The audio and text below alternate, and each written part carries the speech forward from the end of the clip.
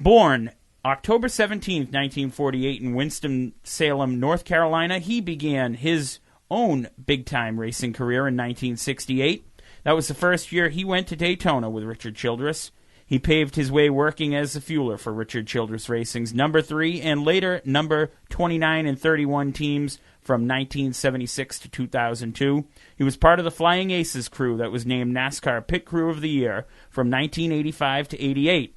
During his 20 years as the over-the-wall crew member, he and his team owner, Richard Childress, visited Victory Lane 84 times, including the 1998 Daytona 500 with driver Dale Earnhardt.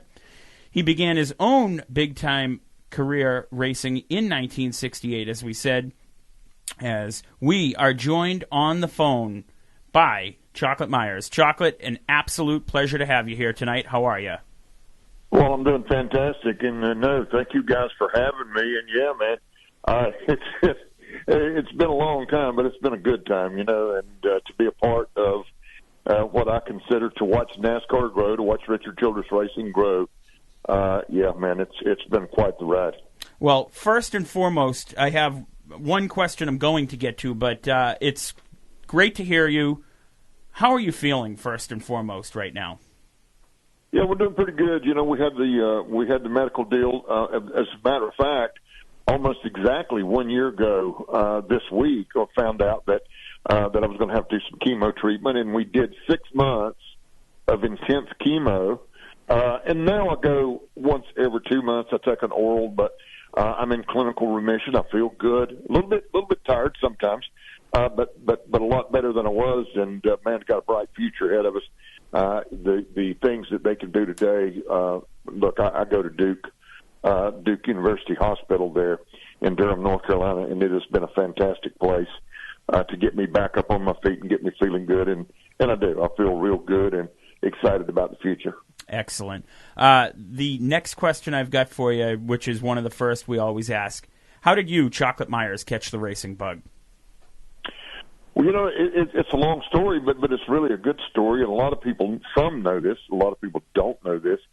My dad was one of the early pioneers in NASCAR. My dad started about the time that NASCAR started. His hometown track was, of course, Bowman Gray Stadium there in Winston-Salem. But he raced a little bit of anywhere and everywhere, and had an opportunity late in his career to drive for Lee Petty at Darlington in 1957. Went to Darlington, qualified on the front row, led part of that race, and then early in that race was involved in a crash, and my dad lost his life there in the Southern 500. So I was one of those guys that was a kid, always at the racetrack, always in the garage area. And listen, if your dad is a racer, the question that every human being asks you is, are you going to grow up and be a race car driver like your dad, right? And I tried that, right? Unsuccessfully. I tried to be a race car driver. I have no excuses. It just didn't work for me. But I've always, absolutely always loved the sport. And listen, I'm not one of those guys that thinks everything was greater back in the day, right? I think what we're doing now is fantastic. I enjoy the racing. The competition is unbelievable. But the question of how long I've been doing this and how I got started, my dad got me started, and my mama kept me going for so many years in the sport. And then, of course, having the opportunity to be at the right place at the right time with Richard Childress, it's been quite unbelievable. Talk to us about that 1968 trip to Daytona with Richard Childress. Well, 1968, guys, listen, I've been around for a while. I was just out of high school. I saw Childress, and he said, "Hey, what are you doing?" I said, "I'm doing anything." He said, "You want to go to Daytona with me?"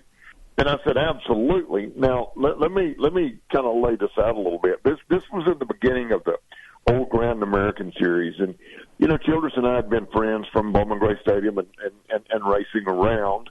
And he built a Camaro to go Grand American Racing when it started. So we loaded up there in Winston-Salem, and here was the deal. There was another guy in Winston-Salem, Ernie Shaw. Ernie also had a Grand American car, but Ernie had an old truck with a flat bed on it that we put Ernie's car on the back of the truck. And the deal was if Childress and I would drive the truck to Daytona, then we could tow Childress's car behind. So we go to Daytona in 1968, and we get there, and it was really our first, adventure into big-time racing, and they gave away free stuff, free engine oil, free SDP, free spark plugs. You name it, and you could get it. And we thought we had enough stuff to last us forever. And by the way, when the race was over, and Richard did quite well, qualified well, had a problem in the race, did not finish well, but ran well. And on the way home, that old truck, we used about every quart of oil we had. We used the STP.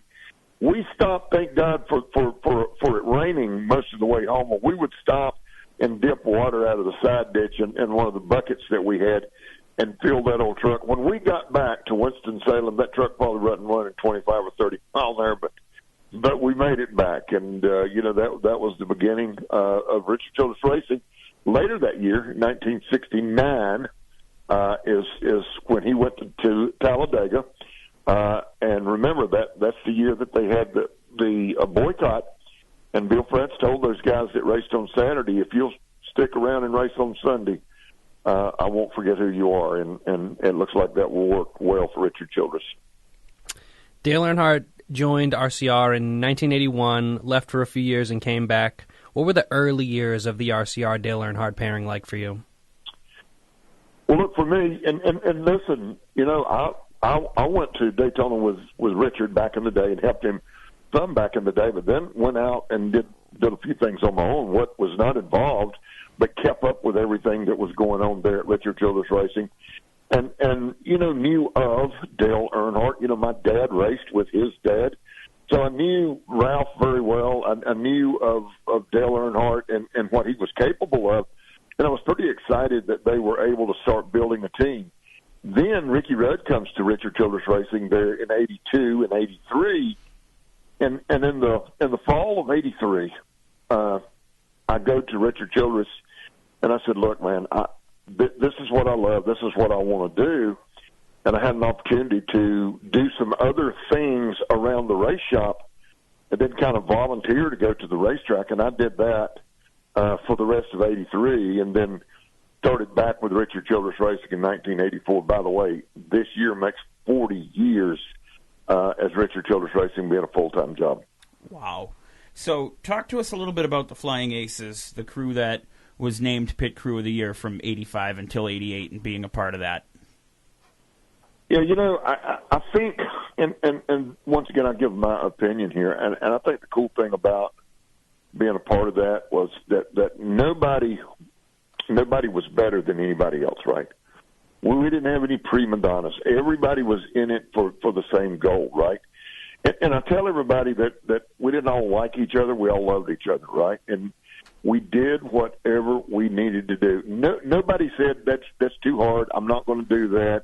I got to go home. Nobody said any of that.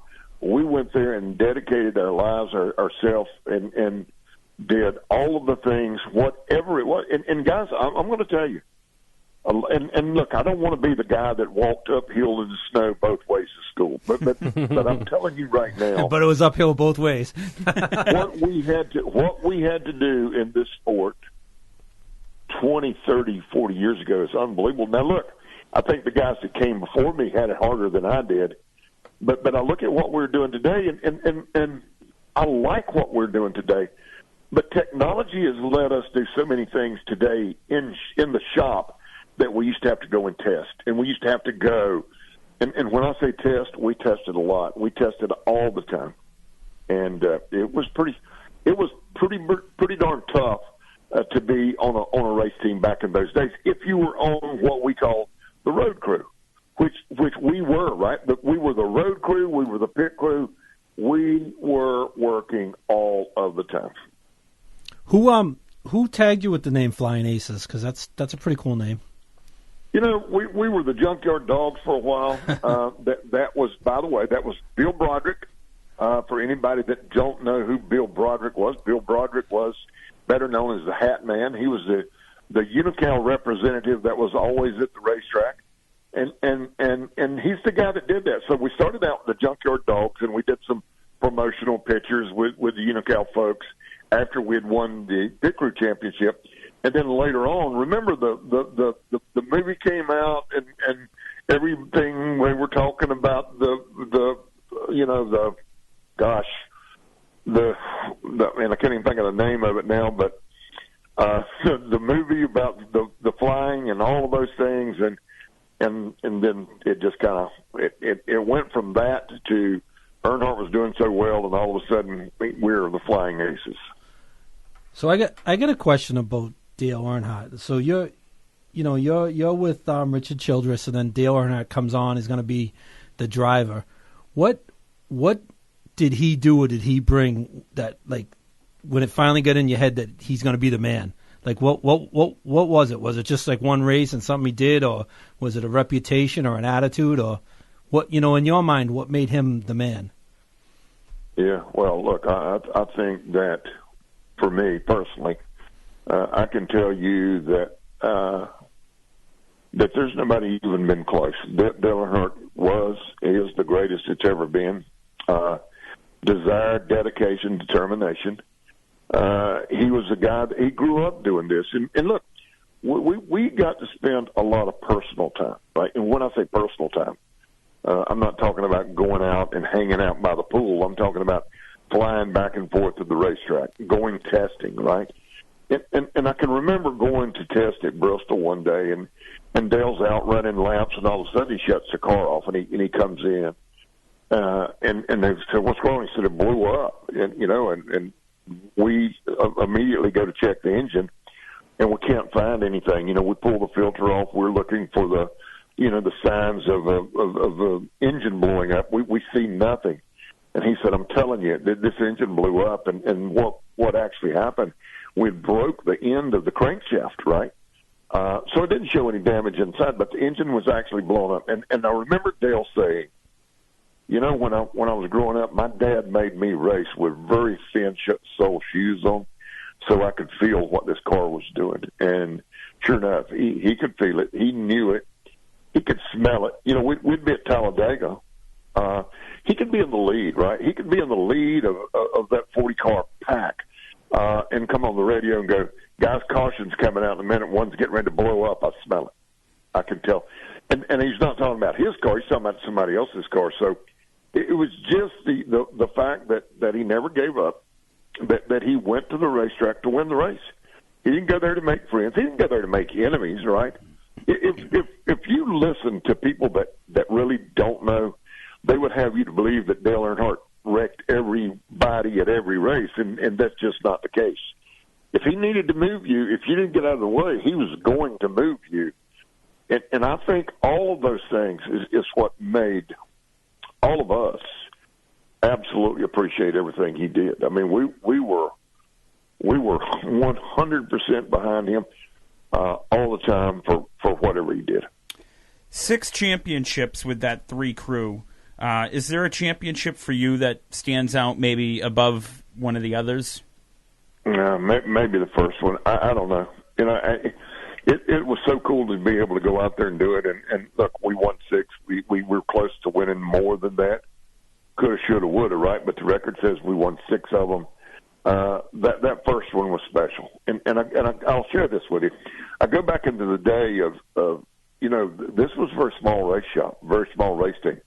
Didn't have a lot of people working there, a handful of us, right? Some volunteer help on the weekend. But I remember coming back from the last race after winning that championship, and the friends and the family had been to the race shop and put up banners and ribbons, and it was just so special, right? And remember that first championship came down to the race there at Atlanta, actually, is when Darrell blew up, and we ended up finishing okay in that race. And the only thing we had to do was go start the race at Riverside. But that first one, I'm telling you right now, I remember it well that we were all a bunch of tough guys, right? Or we thought we were a bunch of tough guys. And I remember there standing on the pit wall, right, watching the race. And I remember seeing Darrell come by, and I remember seeing smoke roll out of the back of that car. And everybody on that team knew what that meant. Because, we were leading the points, but if the reverse happened, we would have lost that championship. And when Darrell came by and the smoke was trailing from behind that car, you could see everybody on the race team pull those sunglasses down because they didn't want anybody to see the tears in their eyes. And I'm telling you right now, that was a special moment. All of them were. That one right there was unbelievable. This is a little team from Welcome, North Carolina, that just had started. It just had got their big start just a few years earlier than that, racing these teams that had been around forever and able to go out there, not just beat them, but go out there and win a championship. It was incredible. Were there any unwritten rules or certain etiquette that would have been frowned upon towards the crews right beside you during the course of a race that may upset the crew chief that you have to deal with on the other side of you? Well, I don't think so. You know, we had guys that would sometimes get mad, come to the pit. Don't come in our pits, right? Don't do that. And the other thing that we never did, we never carried the hats to victory lane until the race was over with. And what I'm talking about, I've seen people make a fool of themselves, right, with a lap or two to go, leading the race, jumping up and down, cheering, and the next thing you know, they don't win the race. You know, I've kind of laughed and joked about it. Sneaking out of victory lane when somebody else is trying to get in is kind of hard. It's a little bit embarrassing. So we kind of kept to ourselves in a roundabout way, but we didn't even when family and friends would come hang out with us and they would get excited towards the end of the race. It was like, calm down a little bit. This is not. We'll get excited when we get that checkered flag, but until then, let's don't do that. All except for one race, and I'm telling you, the last race we won with Dale there at Talladega, when he came from so far back to be able to win that race, I think every man on the crew was up on the wall doing exactly what I said we never did, right? But that one was a little bit special. So pretty incredible to see him do some of the things he was able to do. So couple more minutes. We are talking with Chocolate Myers here. Absolute pleasure to have you. Can't let you get out of here tonight without a couple more of these questions. First one I've got for you, 1998 Daytona 500. Obviously, That was one that just always found a way to get away from Dale. Talk to us about your emotion of that day in 1998 and seeing Dale win the 500. Well, it's kind of funny. I've laughed and talked about this so many times that Dale Earnhardt won the Daytona 500 a lot of times, but he only finished first once, right? And being able to go there and be so close so many times, right? And have the rug pulled out from in front of you, under you, with a lap or two to go, right? Remember one record that I don't think will ever be broken. Dale Earnhardt won all of his qualifying races in the 90s. All of them, 110 of them, right? When you go back and look at the record, every qualifying race that he was in the 90s, he won them. But we never able to get the big one. And then watching that race and then seeing the caution coming out and then knowing what was getting ready to happen. But you still had to wait. Just because that caution was out there, the race wasn't over with. We had to make sure we got around there. But look, I think for Dale to be able to win that race, and I'm going to say something here, and I hope the race fans take it the right way. You know, as soon as Dale won that, they started naming other drivers. They go, well, it's his turn next. It's so-and-so's turn next. You don't get a turn, right? You know, some of the guys that they thought it was their turn next had never ran well there. Dale Earnhardt ran well every time that he was there, and it was his turn. But I think the only person that I could put in that category would be Tony Stewart. Tony Stewart won everything there but the 500. I think Tony had a time coming or a turn coming, but unfortunately for Tony, he left the sport before he was able to get that done. Absolutely. So let's talk a little bit from really one of the lowest of lows to one of the highest of highs. 2001, we lose Dale Earnhardt in the 500. A couple of weeks later, you're on Kevin Harvick's pit crew at this point in Atlanta. Yeah. and you win the race. I mean, as an 11-year-old kid, I was watching that, and I was in tears. Talk to us a little bit about the swing of emotions from losing Dale in February to winning at Atlanta in March. Yeah, look, I think, and I think I can speak for a lot of people, right? I think that we were all crying, right? When for both of those races, when we lost Dale Earnhardt, it's kind of difficult because you not only and I want you to think about this a little bit. You not only lose your hero and your best friend, right? But all of a sudden you realize, what are we going to do? This is also how we make a living. We've lost our hero, our best friend, and do we not race anymore? Do we go back to the racetrack, right? So we found out right away that we were going to go back to the racetrack, but didn't know how things would be. You got this young kid coming in there, Kevin Harvick. How's he going to do, right? And the good news is he did fantastic, and we were able to go to Atlanta and looked like we were going to run good. And I think that just running good, we would have all been happy. But we did a little bit more than that, and we were able to win that race. By the way, won another race that year as well, won Chicago, and Kevin Harvick should have won Bristol also. Had that race won, had a tire to go down late in the race, but Kevin Harvick as a rookie in the Cup Series was able to win 2 races and the Xfinity Series championship. So quite a year for Kevin Harvick as well. Absolutely. So we've covered so much in the short time, and the invite's going to always be open to have you on here, Chuck. It's an absolute pleasure.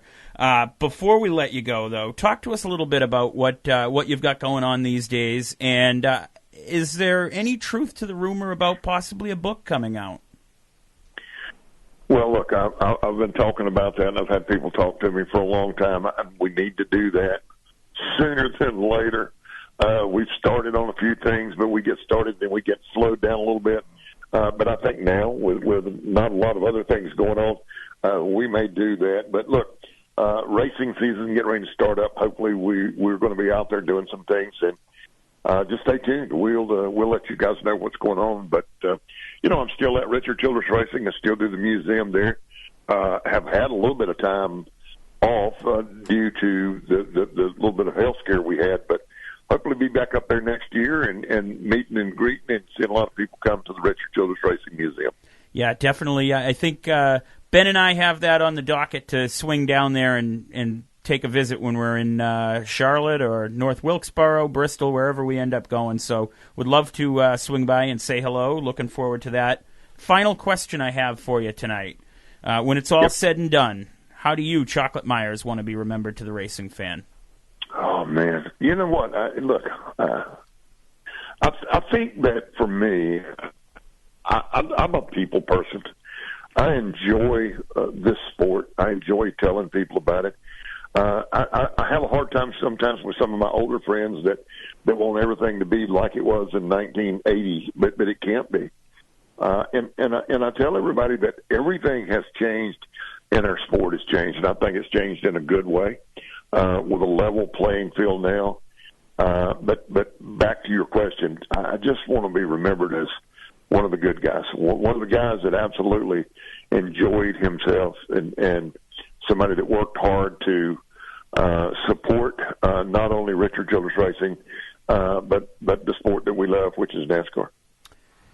Danny Chocolate Myers joining us here on Miles on Motorsports tonight on 95.9 WATD.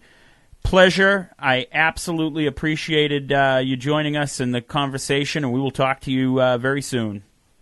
All right, guys. Thank you. Thank you for having me.